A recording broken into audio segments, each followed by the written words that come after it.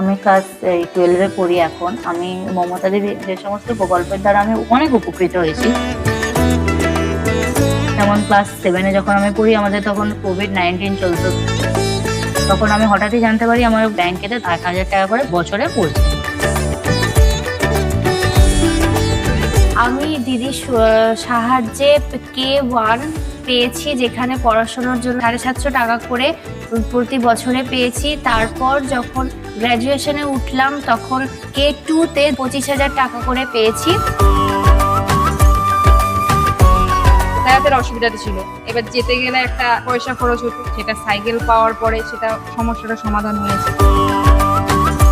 এই গল্প নয়কো শুধু শিক্ষার প্রসারের, এই গল্প ১৫ বছরের বাংলার উন্নয়নের।